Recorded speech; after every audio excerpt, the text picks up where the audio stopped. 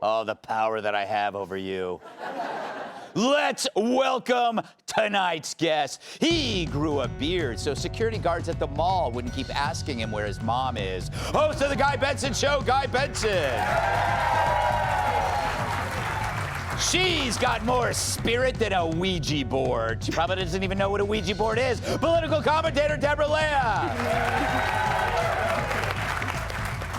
He looks like the guy who still writes letters to the local paper. Comedian and founder of Western Razor, David Angelo. And after 6 months of going to the gym, she's now able to open the door. New York Times bestselling author and Fox News get driven her cat tip. Yeah.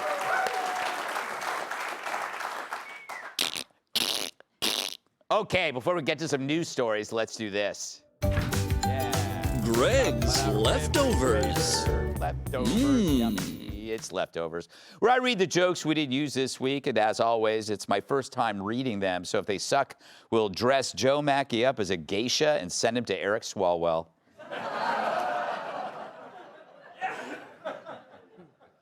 No one wins on that one. President Trump announced that the Strait of Hormuz is completely open. Wow. Yeah. However, Eric Swalwell still remains a no open fly zone. Meanwhile, the UK and France continue to refuse the U.S. use of their military bases. I know. And today, Ireland denied the U.S. permission to use the airspace above Rosie O'Donnell. It's like miles. Earlier, the U.S. Navy had forced 13 ships to reverse course with a warning to turn around or be boarded. Coincidentally, it's the same thing Don Lemon says in a men's room.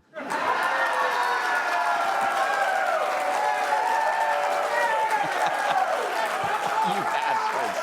You bastards. You sick bastards. Now, last week, if you remember, Iran's Revolutionary Guard proudly showed off the wreckage of the U.S. F-15 they shot down, calling it the most advanced jet in their fleet.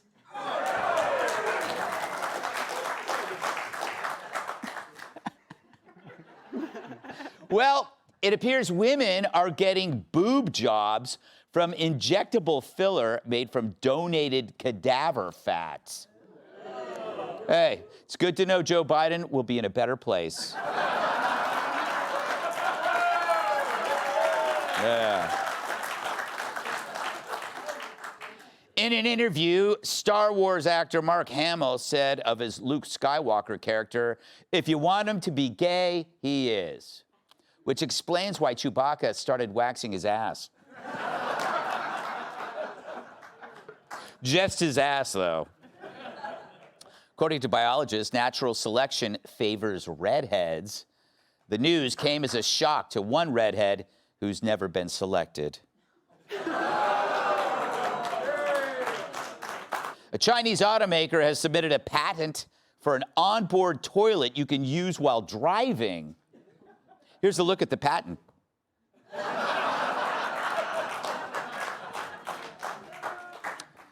Former porn star Asia Carrera has reportedly passed the bar and will become a lawyer.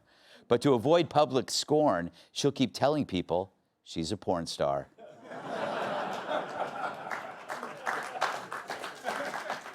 Lauren Boebert is working on a bill to strip Eric Swalwell's pension. Meanwhile, another bill is working on getting Boebert to strip.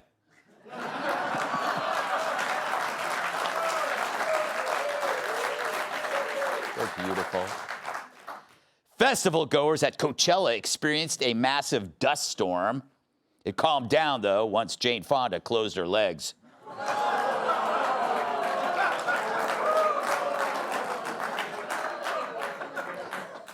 She's a traitor. Her. UK legal advisors are telling illegal migrants to claim they are gay to be granted asylum. The easiest way to do this, they were told, is to tell a judge that they like soccer.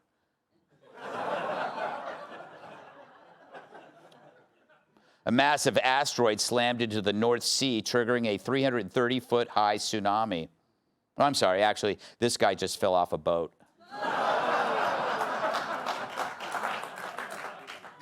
More and more smart toilets are coming with health trackers that can analyze poop and urine.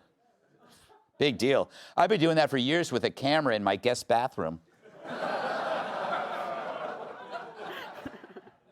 And finally, Disney laid off 1,000 employees this week. I know, it's gotten so bad, Chip and Dale have permanently moved into Richard Gere's ass. Is that necessary? You know, if you stopped laughing, I'd stop doing them. All right. So did you know that more young dudes are turning to God? True, the devil is having a harder time recruiting than Iran's navy. A new poll finds 42% of men, 18 to 29, say religion is very important in their lives. And for once, they aren't saying that to get laid. As you can see this from this high-tech graph that took 7 people to put together, that is a sharp increase from a few years ago. Even God is saying, holy crap. After years of religious decline, it's coming back faster than Haitians to a cat shelter. So why is this happening? Well, I think it's a reaction against identity politics, a construct that's antithetical to human connection. Instead of being angry about hundreds of years-old grievances, you're grateful for a 2,000-year-old sacrifice. Identity politics stresses differences over similarities by making your own status more important than the world around you. In the old days, of course, we used to call that being Geraldo.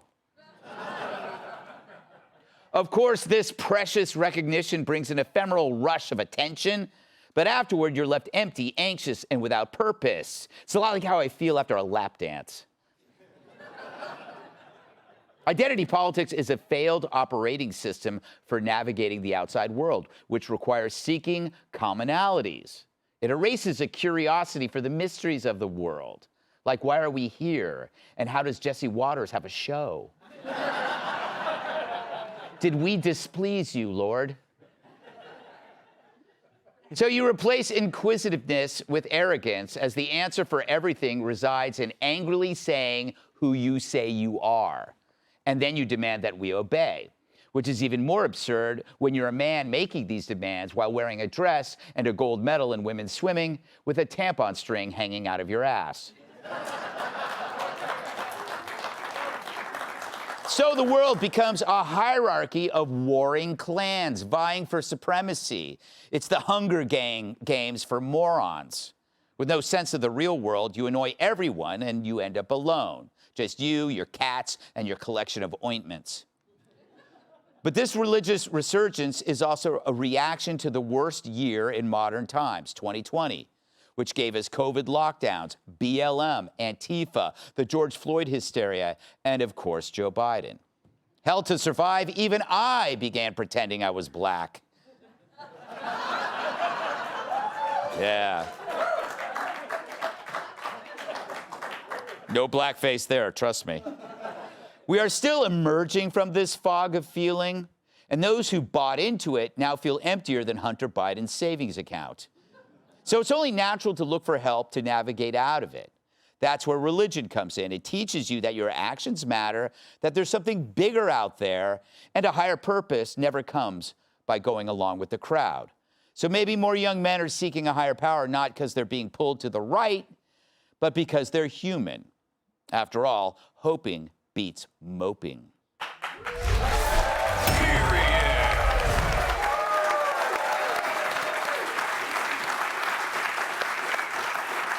I know, Guy, you're going, wow, that's surprisingly earnest for Greg Gutfeld. But, you know, once in a while, I like to surprise my millions of fans, Guy.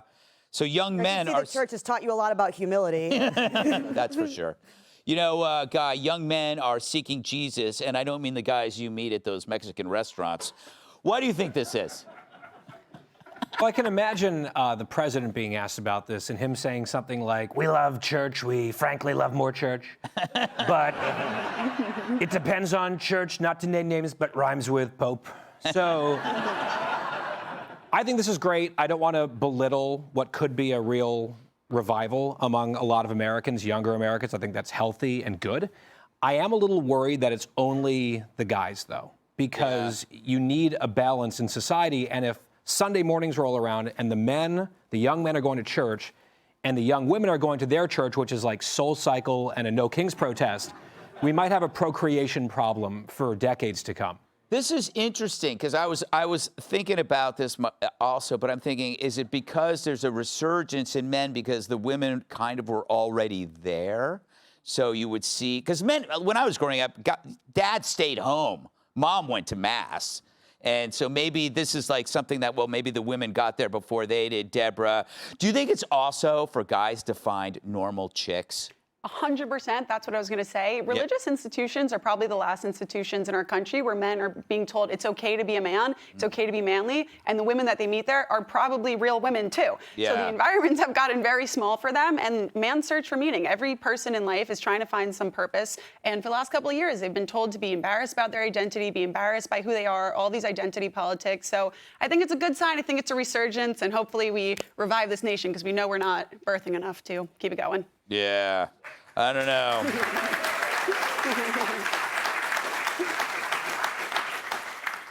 David, I hesitate to ask you about anything having to do with religion.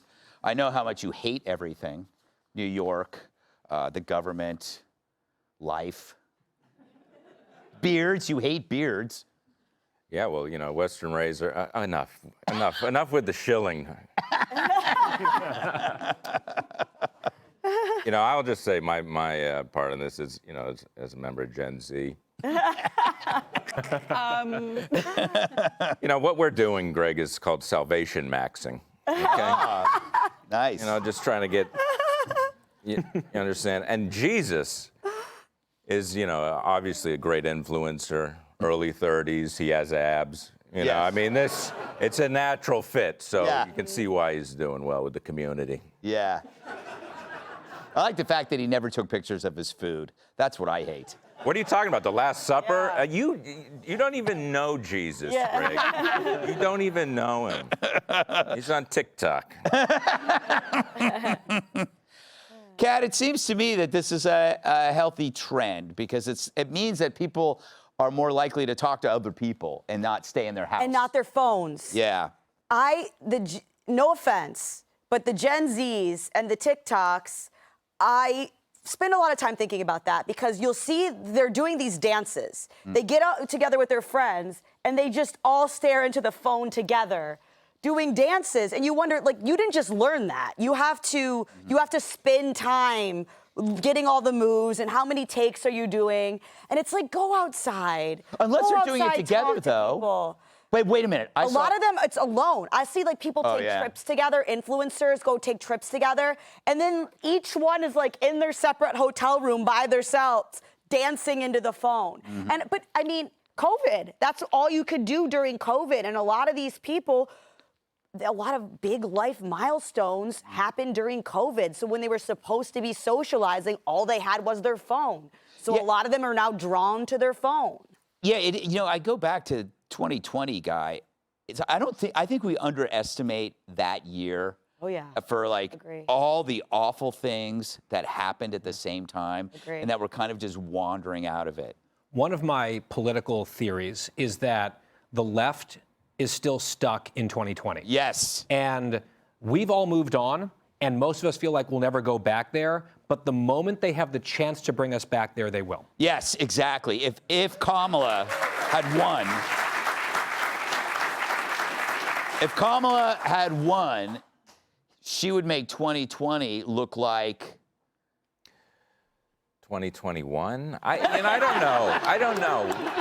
Which year was worse, really, when you think about it? I think, okay, so was kind of just as bad. Yeah, I would say 2020 to 2022 was really awful. But 2020, where everybody felt that they could loot, where they could say to your face that you would never say to somebody. Also, there was nothing to do but cancel other people. Yeah. Because you couldn't go to restaurants. You're like, why don't I ruin someone's life? You couldn't do anything. Try to go out, you'd be like, hey, Pa, I'm going into town for some sundries. I think 2021 was worse. Yeah. Because in 2020, at least some of it was novel. Like, oh, they've confined me to my house. This is exciting. Yeah. By 2021, it was like, oh, they're still trying to do this. Yeah. I think that was the bigger bummer of a year. Yeah. All right. Well, that Be sure to like and subscribe for all the Fox News latest on YouTube and catch full shows streaming now on Fox One.